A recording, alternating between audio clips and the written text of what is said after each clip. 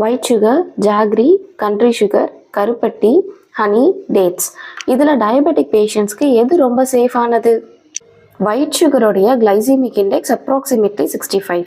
இதோட எந்த ஒரு நியூட்ரிஷனல் பெனிஃபிட்ஸும் கிடையாது. அதே மாதிரி பிளட் சுகரை வந்துட்டு ரொம்ப சீக்கிரமாக ஸ்பைக் பண்ண வைக்குது. ஸோ அதனால இது டயபெட்டிக் ஃப்ரெண்ட்லியெல்லாம் கிடையாது. நெக்ஸ்ட் ஜாக்ரி, வெல்லம்.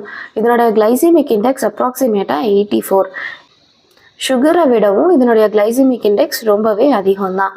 அயன், கால்சியம் இந்த மாதிரியான நியூட்ரிஷன்ஸ் இதில் இருந்தாலும் இது ரொம்ப சீக்கிரமாக பிளட் சுகரை வந்துட்டு இன்க்ரீஸ் பண்ணுது. ஸோ என்னதான் நேச்சுரலாக இருந்தாலும் இது டயபெட்டிக் பேஷண்ட்ஸ்க்கு சேஃபர் கிடையாது. அடுத்து கண்ட்ரி சுகர், நாட்டு சர்க்கரை.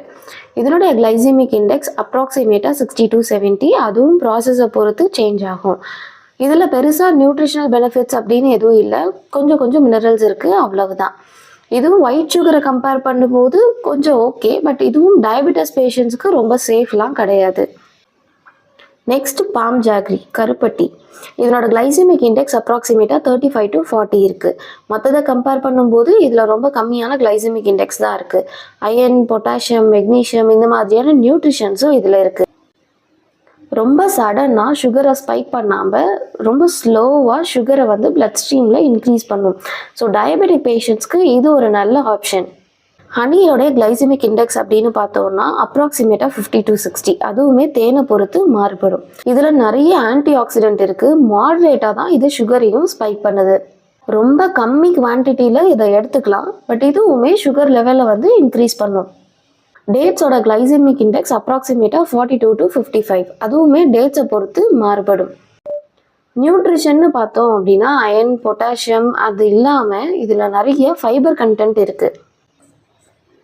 இதில் ஃபைபர் கண்டென்ட் நிறைய இருக்கிறதுனால ரொம்ப பொறுமையாக தான் சுகர் லெவலை அதிகப்படுத்தும்.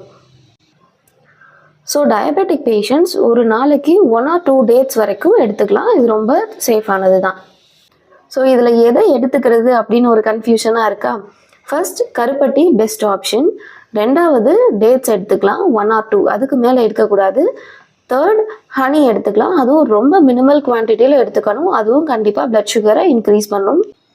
ஒயிட் சுகர் நமக்கே தெரியும், கண்டிப்பாக அது நல்லதெல்லாம் இல்லை, அதை நம்ம அவாய்ட் பண்ணி தான் ஆகணும். அதை விட ரொம்ப முக்கியமானது ஜாக்ரி, வெல்லம். இருக்கிறதுலேயே ஹையஸ்ட் கிளைசிமிக் இண்டெக்ஸ் அதில் தான் இருக்குது. ஸோ அதை அவாய்ட் பண்ணுறது தான் டயபெட்டிக் பேஷண்ட்ஸ்க்கு ரொம்ப நல்லது.